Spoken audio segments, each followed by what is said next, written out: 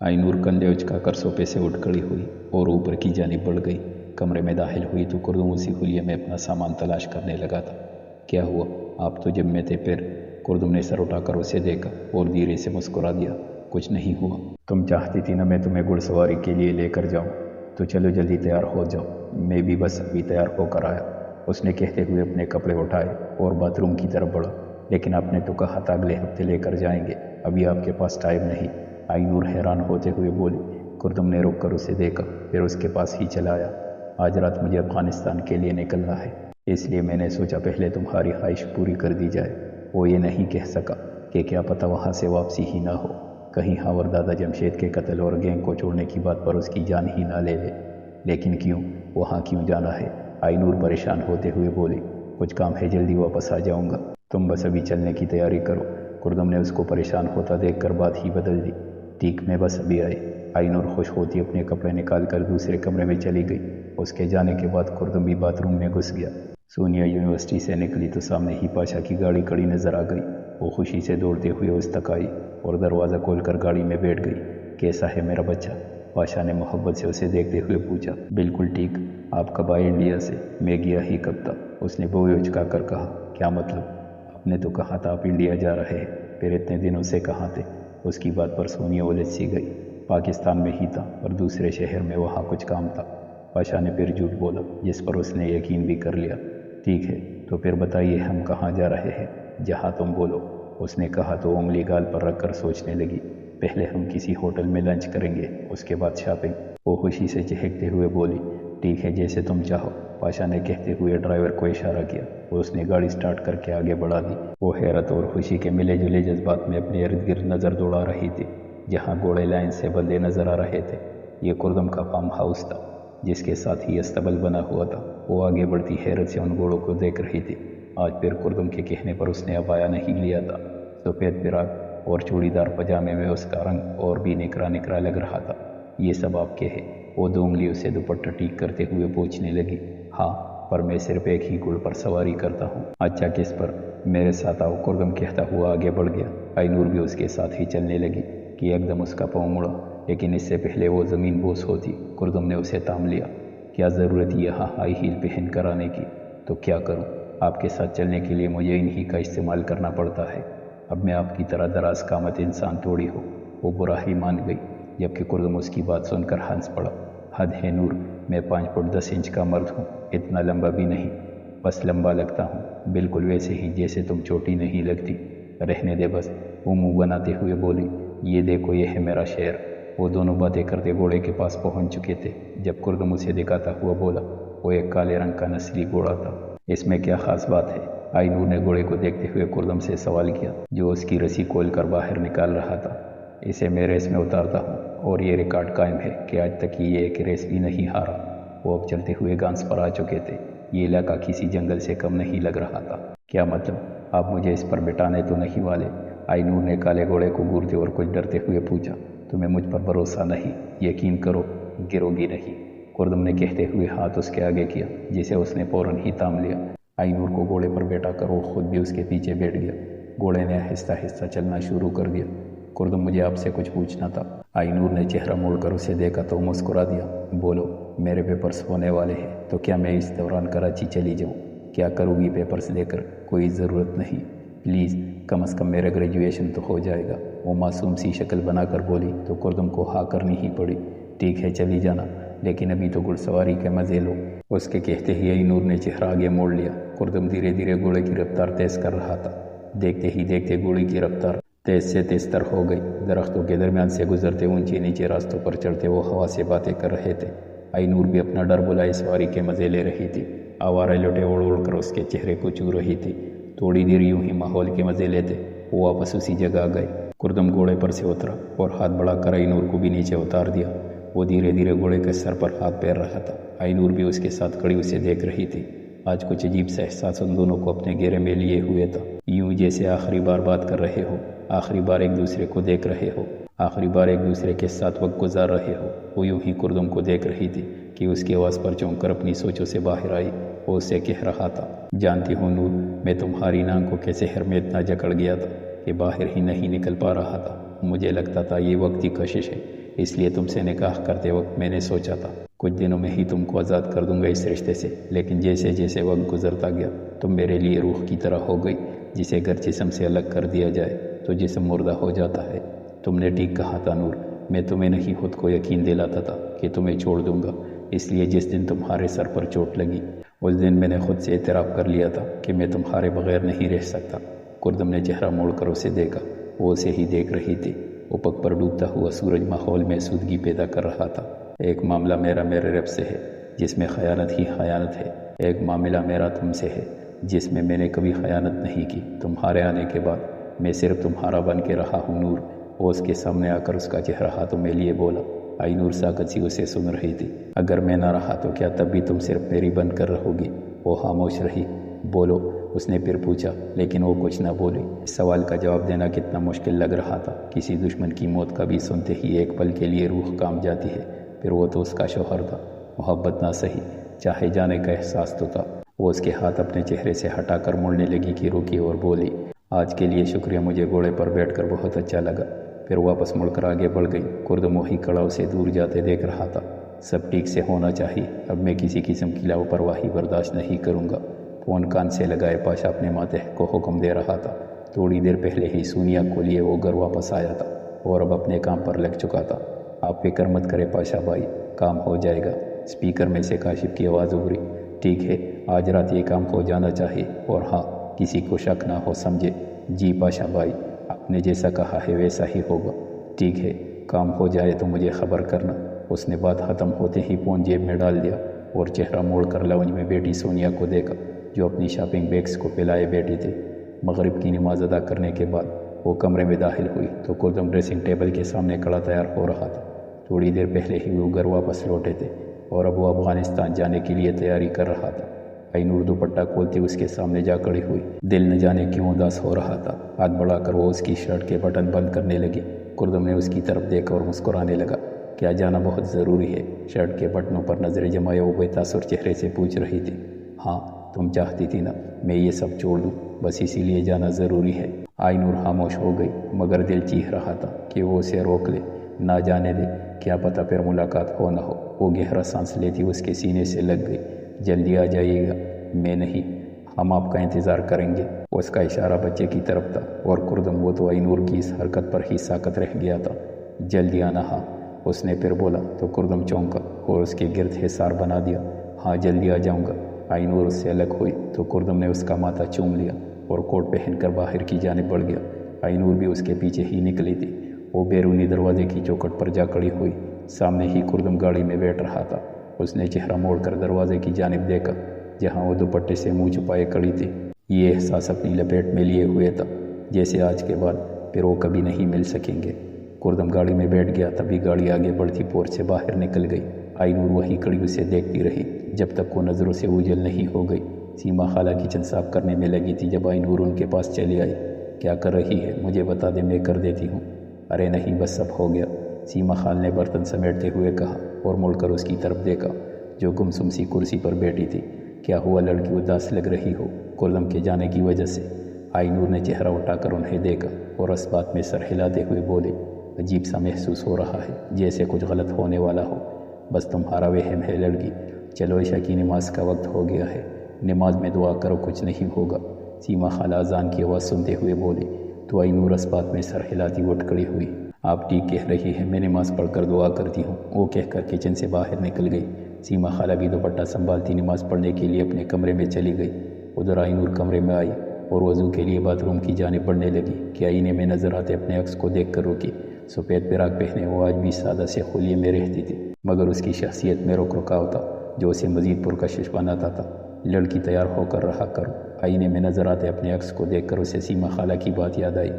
رہنے دے سیما خالہ، آپ بھی کیسے سمجھا رہی ہے؟ یہ آواز کردم کی تھی۔ چلے مسٹر، جلدی واپس آ جائیے تاکہ آپ کی یہ خواہش بھی پوری کر دی جائے۔ آئی نور اپنی سوچوں میں کردم سے مخاطب ہو کر بولی۔ چاہے جانے کے احساس کے ساتھ ساتھ برسوں کے دبائے ہوئے جذبات نے بھی سر اٹھانا شروع کر دیا تھا۔ وہ مسکراتی ہوئی وضو کرنے باتھ روم کی جانب بڑھ گئی۔ بیرونی دروازے کے قریب کرسیاں بچھائے وہ دونوں شراب کے مزے لوٹ رہے تھے۔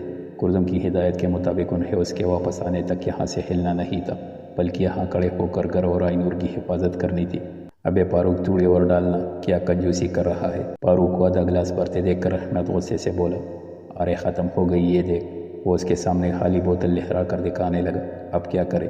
رحمت نشے میں ڈوبی آواز کے ساتھ بولا، ایک کام کرتے ہیں، کسی طرف خانے میں چلتے ہیں۔ فاروق کہتا ہوا اٹھ کھڑا ہوا، پاگل ہے کیا؟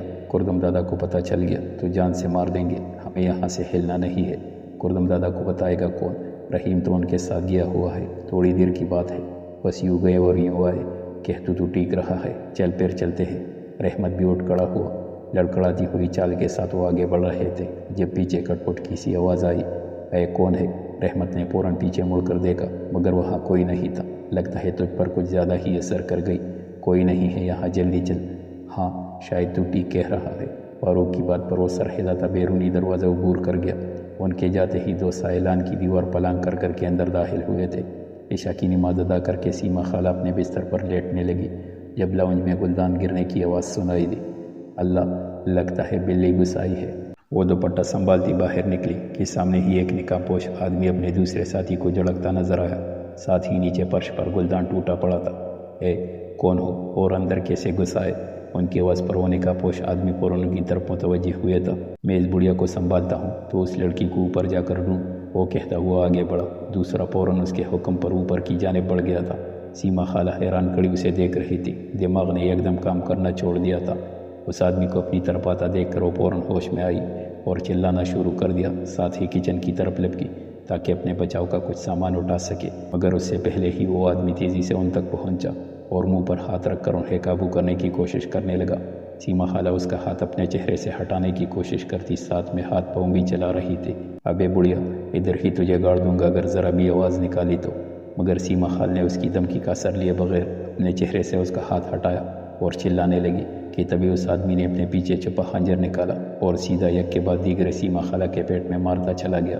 لمحوں کا کام تھا اور دیکھتے ہی دیکھتے ماربل کا فرش خون سے رنگتا چلا گیا۔ سیما خالہ کے بے جان وجود کو چھوڑ کر وہ اوپر کی طرف بڑھنے لگا جہاں اس کا دوسرا ساتھی کمرے کی دیوار کے ساتھ لگا کھڑا اینور کے باہر نکلنے کا انتظار کر رہا تھا۔ ادھر کمرے میں اینور سلام پھیر کر دعا مانگ رہی تھی جب سیما خالہ کے چلانے کی آواز اس کے کانوں میں پڑی اور پھر بند ہو گئی۔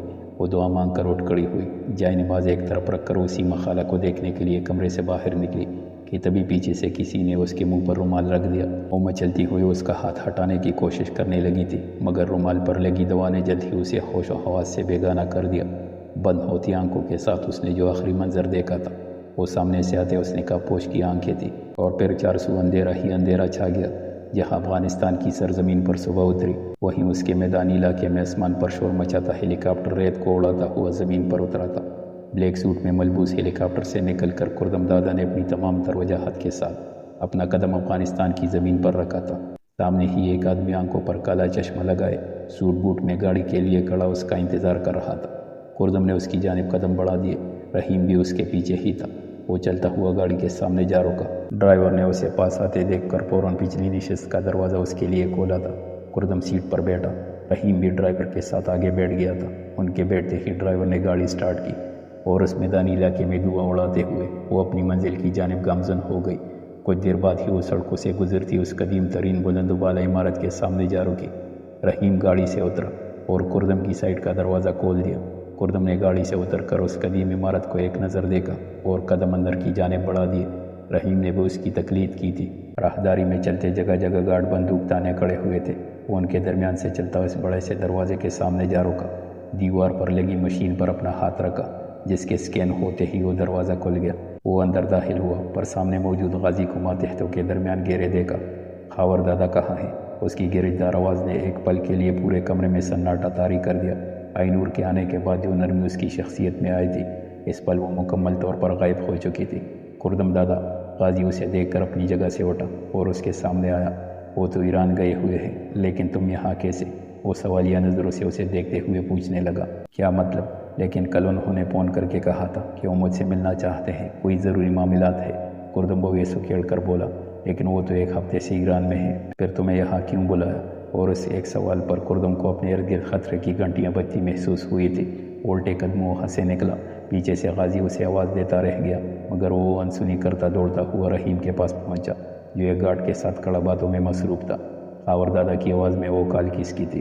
اس کا گریبان پکڑ کر کردم اسے دیوار سے لگاتا ہوا غرایا، رحیم اس اچانک ابتاد پر بکلا گیا تھا۔ ان کی آواز سنتے ہی میں فون آپ کے پاس لے آیا تھا۔ کردم نے اس کی بات سن کر ایک جھٹکے سے اس کا گریبان چھوڑا۔ رحیم سنبھل کر اپنی حالت درست کرنے لگا۔ اور دادا یہاں نہیں ہے، پھر وہ کال کس نے کی تھی؟ اور ان لوگوں کو تو میری آمد کی خبر تک نہیں تھی، پھر یہ ڈرائیور کس نے بھیجا؟ کردم خود سے بڑبڑایا اور یہ ایک دم باہر کی جانب بھاگا۔ اسے جاتا دیکھ کر رحیم بھی اس کے پیچھے لپکا تھا۔ کردم عمارت سے باہر نکل کر ادھر ادھر دیکھ رہا تھا۔ جب رحیم پھولے ہوئے تنفس کے درمیان بولا، کیا ہوا کردم دادا؟ وہ ڈرائیور کہاں ہے؟ وہ تو ہمیں یہاں چھوڑنے کے بعد ہی دوبارہ چلا گیا۔ اس کے بتانے پر کردم نے بے بسی سے اپنے بالوں میں ہاتھ پھیرا۔ یہ وقت اسے ڈھونڈنے کا نہیں تھا، اسے اب جلد سے جلد پاکستان واپس جانا تھا۔ یہ ایک دم اسے بے چینی نے آ گھیرا تھا۔ کچھ غلط ہونے کے احساس نے اسے اپنی لپیٹ میں لے لیا تھا۔ وہ تیزی سے وہاں کھڑی بلیک جیپ کی جانب بڑھا۔ چلو جلدی چلو، ہمیں ابھی واپس پاکستان جانا ہے۔ کردم کی بات پر اب کے رحیم کو بھی گڑبڑ کا احساس ہوا۔ وہ بھی فوراً جیپ کی طرف بڑھا۔ کردم پہلے ہی بیٹھ چکا تھا۔ ڈرائیور کے ساتھ آگے بیٹھ کر اس نے جیپ کو واپس اسی راستے پر ڈال دیا جہاں ان کا ہیلی کاپٹر موجود تھا۔ وہ قدم اٹھاتا اس اندھیرے کنڈر نما گودام میں داخل ہوا تھا۔ سامنے ہی بلب کی روشنی میں وہ زمین پر بے ہوش پڑی تھی۔ سفید دوپٹے کے حالے میں اس کا چہرہ بلب کی روشنی میں دمک رہا تھا۔ وہ اس پر جھکا اور اس کے پرکشش چہرے پر ہاتھ پھیرتے ہوئے مکروہ مسکراہٹ کے ساتھ بولا، ماننا پڑے گا کردم دادا نے بھی مست مال چھپا کر رکھا ہوا تھا، لیکن افسوس میں تمہاری خوبصورتی کو خراج بخت نہیں سکتا، کیونکہ تمہیں تو کہیں اور جانا ہے۔ وہ پیچھے ہٹا اور مڑ کر اپنے ماتحتوں سے مخاطب ہوا، ہماری مہمان کو صحیح سلامت انہیں کی اصل جگہ پہنچا دو اور کوئی گڑبڑ نہیں ہونی چاہیے۔ جی پاشا بھائی، آپ فکر نہیں کریں، سب آپ کے کہے کے مطابق ہوگا۔ وہ دونوں پاشا کا اشارہ ملتے ہی آگے بڑھے اور آئی نور کو اٹھا کر باہر کی جانب بڑھ گئے۔ جہاں اکبر بلیک پجیروں کے ساتھ کھڑا تھا، انہیں دیکھتے ہی اس نے گاڑی کا دروازہ کھول دیا۔ ان لوگوں نے گاڑی کے پاس پہنچ کر آئی نور کو اس میں ڈالا اور پاشا کی جانب موڑے، جو گودام کے دروازے پر کھڑا انہیں دیکھ رہا تھا۔ چند ایک ہدایت کے بعد وہ گاڑی میں آ کر بیٹھ گئے۔ ان کے بیٹھتے ہی اکبر بھی فوراً گاڑی میں بیٹھا اور گاڑی سٹارٹ کرنے لگا کہ اچانک اس کی نظر بیک ویو مرر میں نظر آتے آئی نور کے ایکس پر پڑی۔ وہ لمحے بھر کو ٹھٹکا، پھر خود کو سنبھالتا گاڑی آگے بڑھا لے گیا۔ اب وقت آ گیا ہے کہ تم سے آمنے سامنے مقابلہ کیا جائے کردم دادا۔ وہاں کھڑا پاشا فاتحانہ مسکراہٹ کے ساتھ ان کو جاتے دیکھ کر بڑبڑایا اور خود بھی اپنی گاڑی کی طرف بڑھ گیا۔ ہواؤں سے باتیں کرتی گاڑی تیز رفتاری سے سیدھا کردم کے بنگلے کے سامنے آ کر روکی تھی۔ چوکیدار نے انہیں دیکھتے ہی دروازہ کھولا۔ رحیم نے گاڑی آگے بڑھاتے ہوئے پورچ میں لے جا کر روکی۔ کردم تیزی سے گاڑی کا دروازہ کھولتا ہوا اندر کی جانب بڑھا تھا، مگر اندر کی حالت دیکھ کر اس کا دماغ بگ سے اڑ گیا۔ سیما خالہ کا بے جان وجود فرش پر گرا ہوا تھا۔ وہ بے جان قدموں سے چلتا ان کی طرف آیا اور جھک کر ان کی آنکھوں پر ہاتھ پھیرا کر انہیں بند کرنے کی ناکام سی کوشش کی، لیکن وقت گزر چکا تھا۔ ان کا جسم اکڑا پڑا تھا۔ کردم نے سختی سے آنکھیں میچ لی۔ اسی سمے رحیم بھی گھر میں داخل ہوا اور سیما خالہ کی لاش کو دیکھ کر وہی ساکت رہ گیا۔ ایک آنسو ٹوٹ کر اس کے کالر میں جذب ہوا تھا۔ وہ اس کے لیے بالکل ماں جیسی تھی۔ نور نور آئی نور کا خیال آتے ہی کردم فوراً وہاں سے اٹھتا اوپر کی جانب بڑھا۔ وہ دیوانہ وار آئی نور کو پکار رہا تھا۔ کمرے کا دروازہ کھول کر وہ اندر گیا۔ نور نور کہاں ہو میری جان؟ وہ اسے پکارتا باتھ روم کی طرف بڑھا۔ وہ بھی خالی تھا۔ کردم وہاں سے نکل کر خوابگاہ میں آیا، مگر یہاں بھی مایوسی ہوئی۔ کہاں ہو نور؟ تم تو میرا انتظار کر رہی تھی، پھر یوں اچانک کہاں چلی گئی ہو تم؟ وہ واپس نیچے کی طرف بڑھا اور دوڑتے ہوئے رحیم سے پوچھا، جو سیما خالہ کے پاس بیٹا آنسو بہا رہا تھا، رحمت اور فاروق کہاں ہے؟ میں انہیں یہاں ان لوگوں کی حفاظت کے لیے چھوڑ کر گیا تھا۔ معلوم نہیں دادا، میں چوکیدار سے پوچھتا ہوں۔ نہیں، میں خود اس سے پوچھتا ہوں، آخر اس کی موجودگی میں یہ سب کیسے ہوا؟ تم جا کر سیما خالہ کے کفن دفن کا انتظام کرو۔ جی دادا۔ رحیم اس بات میں سر ہلاتا باہر چلا گیا۔ کردم بھی اس کے پیچھے نکلتا چوکیدار کے سر پر جا پہنچا۔ تم یہاں کھڑے ہو اور تمہارے ہوتے ہوئے کسی نے سیما خالہ کو مار دیا۔ اور نور، وہ بولتے بولتے رکا۔ بولے تمہارے ساتھ کیا کیا جائے؟ چوکیدار کا گریبان پکڑے وہ غر رہا۔ کردم دادا، مجھے نہیں معلوم، آپ تو جانتے تھے میں گاؤں گیا ہوا تھا، آج صبح ہی آیا ہوں، اور نہ میرے سامنے کوئی اندر گیا نہ باہر آیا۔ میں بھی گھر کے اندر نہیں گیا تھا، صبح سے یہاں کھڑا ہوں، اس لیے میں کچھ نہیں جانتا۔ وہ کردم کے سامنے ہاتھ جوڑتے ہوئے بولا۔ کردم نے ایک جھٹکے سے اس کا گریبان چھوڑ دیا اور بے بسی سے اپنے بالوں میں ہاتھ پھیرا۔ فاروق اور رحمت کا پتہ ہے؟ کہاں ہے؟ اس نے ان کا خیال آتے ہی پوچھا۔ نہیں دادا، میں نے صبح سے نہیں دیکھا، چوکیدار بھی چارگی سے بولا۔ کہاں جا سکتے ہیں یہ؟ نور کو تو کوئی نہیں جانتا تھا، تو پھر آخر یہ سب کون کر رہا ہے؟ رات جب افغانستان جانے سے پہلے میں اڈے پر گیا تھا تو فاروق اور رحمت دونوں کو فوراً وہاں سے گھر بھیج دیا تھا اور کام ختم کرنے تک میں وہی تھا۔ اس کے بعد افغانستان کے لیے نکلا تھا۔ اگر اس دوران کچھ ہوا تو انہوں نے مجھے خبر کیوں نہیں کی؟ کیا وہ دونوں گھر نہیں آئے تھے؟ کردم سوچتا ہوا واپس اندر کی جانب بڑھ گیا۔ اکبر، تم یہ کیسے کہہ سکتے ہو؟ وہ لڑکی وہی تھی، हो सकता है कोई और हो। अकबर अपना सर पकड़े कुर्सी पर बैठा था। सामने ही रानी परेशान सी उसे देखते हुए बोल रही थी, नहीं रानी, वो वही लड़की थी जिसने अपने शोहर से कहकर हमारी मदद करवाई थी। मैंने उसके हाथ में वो अंगूठी देखी थी। तुम्हें याद है ना वो अंगूठी? तुम ही कह रही थी वो बहुत कदीम और कीमती लगती है, क्योंकि ऐसा जेवर अब नहीं बनता। हाँ तो क्या उस लड़की के हाथ में वो अंगूठी थी? रानी ने हैरान होते हुए पूछा। हाँ वही थी, अकबर ने अपनी पेशानी मसलते हुए कहा। तुम उसके शोहर से बात करो, पूछो उससे, उसने फ़ोन नंबर दिया था। रानी की बात पर उसने नबी में सर हिला दिया। नहीं रानी, मैं उनका नमक खाता हूँ, उनके साथ कैसे गद्दारी कर सकता हूँ? और जिन लोगों की वजह से सादी आज जिंदा है, वो अगर अल्लाह उन लोगों को हमारी मदद के लिए नहीं भेजता तो हम क्या करते? तुम एहसान फरामोश बन रहे हो। रानी ने उसे एहसास दिलाना चाहा। ये सब छोड़ दो अकबर, हराम खाने से बेहतर है हम भूखे मर जाए। मुझे ये मंजूर है, कम अज़ कम अल्लाह के सामने तो सुरखरू हो जाएंगे। उसकी बात पर अकबर ने सर वापस हाथों में गिरा दिया। किसी एक को चुनना आसान नहीं था। उसकी आंख खोली तो खुद को एक अनजान कमरे में पाया। डबे नुमा सा वो कमरा जिसमें घिसा पेटा सामान पड़ा हुआ था। पूरे कमरे में अजीब सी बू फैली हुई थी। साथ ही बाहर से शोर की आवाज़ें आती सुनाई दे रही थी।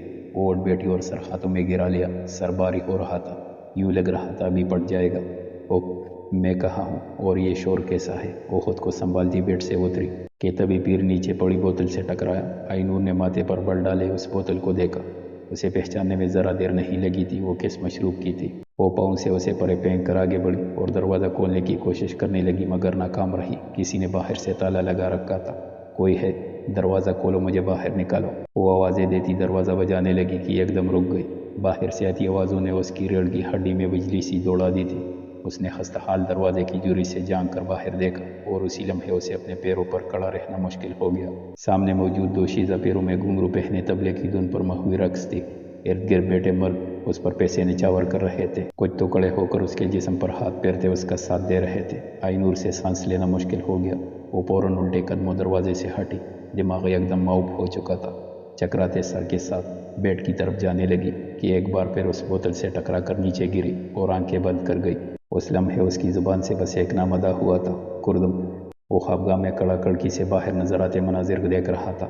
हर तरफ खामोशी छाई हुई थी। आज उपक से महताब भी गायब था। जैसे कुर्दुम के आंगन से आइनूर सीमा खाला को दफनाने के बाद वो सीधा आइनूर की तलाश में निकला था। घंटों तक सड़कों की खाक छानने के बाद रात देर घर लौटा था। रहीम और कुछ और आदमियों को उसने रहमत और फारूक को ढूंढने में लगा दिया था, मगर अब तक उनकी भी कोई खबर नहीं मिली थी। कहाँ हो तुम नूर? वो पग पर नजरें जमाए नूर के तस्वुर से मुखातिब हुआ। तुम्हें तो मैंने सबसे छुपा कर रखा था, फिर किसने तुम्हें मुझसे छीन लिया? तेज हवा के झोंके सीधा उसके चेहरे को छू रहे थे। उस हवा में उसे आइनूर की खुशबू महसूस हो रही थी।